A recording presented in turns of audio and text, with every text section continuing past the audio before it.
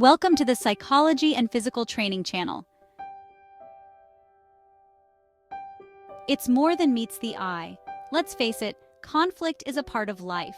It's something we all experience in our relationships, whether it's with a partner, family member, friend, or colleague.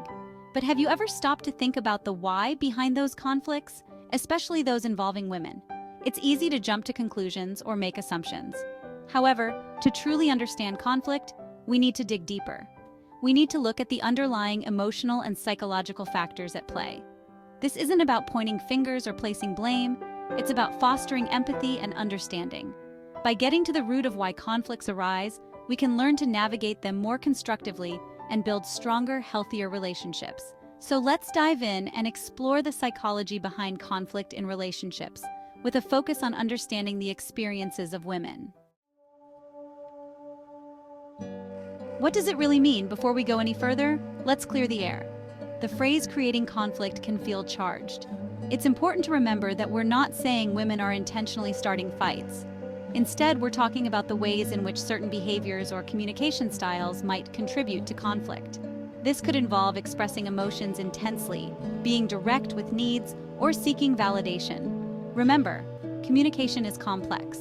What one person intends to say isn't always how it's received. Sometimes the way we express ourselves can unintentionally lead to misunderstandings or escalate a situation. The goal here is to understand these patterns, not to judge them.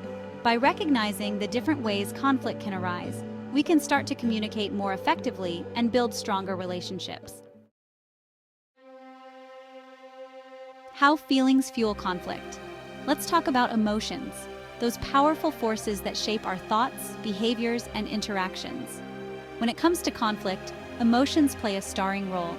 Women are often socialized to be more in touch with their emotions and to express them more openly than men.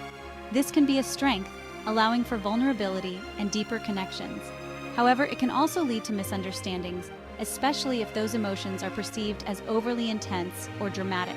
For example, a woman expressing frustration might be seen as overreacting when she's simply trying to communicate her needs. It's important to remember that everyone experiences and expresses emotions differently.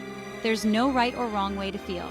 The key is to learn how to communicate our emotions effectively, to express ourselves assertively without resorting to blame or aggression. Deep down, we all crave validation, that feeling of being seen, heard, and understood. It's a basic human need. In relationships, validation plays a crucial role in creating a sense of security and connection. Women, in particular, often seek validation in their relationships as a way to feel emotionally supported and understood. This isn't about being needy or dependent. It's about wanting to feel connected to their partner and to feel like their feelings matter. When that validation is lacking, it can lead to frustration, resentment, and yes, even conflict. A woman might start arguments or become overly critical as a way of trying to get her partner's attention and reassurance. The key is for both partners to understand the importance of validation in a relationship. Men can learn to listen actively and provide emotional support, while women can learn to communicate their needs directly and assertively. Section 5. Stress overload. When pressure cooker emotions boil over. Let's be real, life is stressful. We're all juggling multiple roles and responsibilities, and sometimes it feels like we're constantly on edge. This chronic stress can take a toll on our relationships, especially when it comes to conflict. Women, in particular, are often bombarded with societal expectations and pressures. They're expected to be caregivers, homemakers, and successful professionals, all while maintaining a sense of composure and grace. It's no wonder that stress can lead to conflict in relationships. When we're feeling overwhelmed and exhausted, it's easy to become irritable, short-tempered, and reactive. Small issues can escalate quickly, and we might say or do things we later regret. The solution? Stress management is crucial. Finding healthy ways to cope with stress, exercise, meditation, spending time in nature, can make a world of difference in our relationships. It's also important to create a supportive and understanding environment where partners can talk openly about their stress and support each other. Section 6. Navigating relationship dynamics, power struggles, and unmet needs. Relationships are complex dances of needs, expectations, and power dynamics. When these elements are out of sync, conflict can arise. In many relationships, there can be an unspoken power imbalance. This might be due to traditional gender roles, economic disparities, or simply personality differences. When one partner feels unheard or powerless, it can lead to resentment and conflict. They might resort to passive-aggressive behaviors, withdraw emotionally, or become overly critical as a way of trying to regain a sense of control. The key to navigating these power dynamics is open and honest communication. Both partners need to feel safe expressing their needs and concerns without fear of judgment or retaliation. It's also important to be mindful of the ways in which societal expectations might be influencing the relationship dynamics, and to work together to create a more balanced and equitable partnership. Section 7. Culture's influence, societal norms shaping conflict behavior. We don't live in a vacuum. Our culture and upbringing profoundly shape our beliefs, values, and behaviors, including how we handle conflict. From a young age, girls and boys are often socialized differently, learning different scripts for how to interact with the world and navigate relationships. This can lead to misunderstandings and conflict later in life.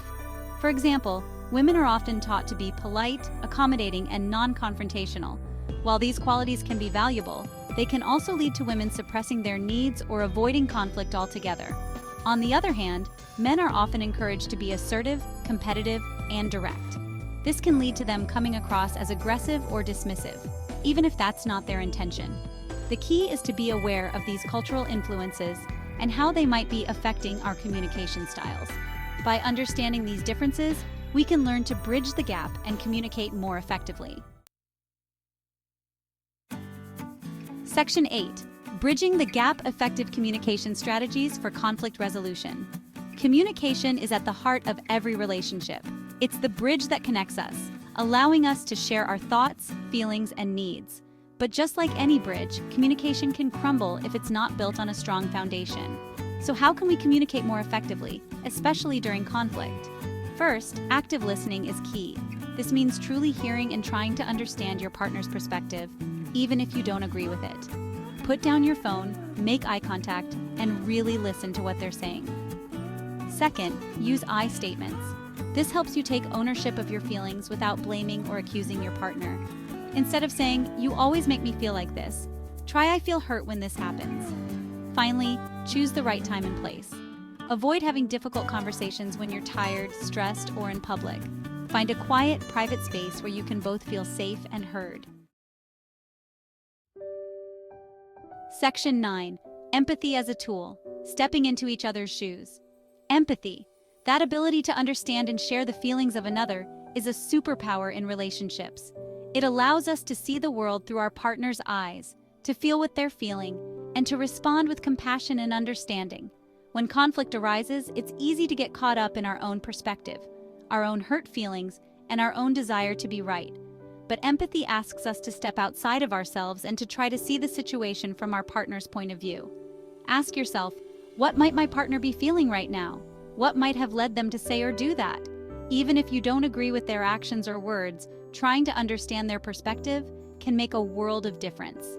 Empathy doesn't mean you have to agree with your partner or excuse their behavior. It simply means you're willing to see the world through their eyes, even for a moment.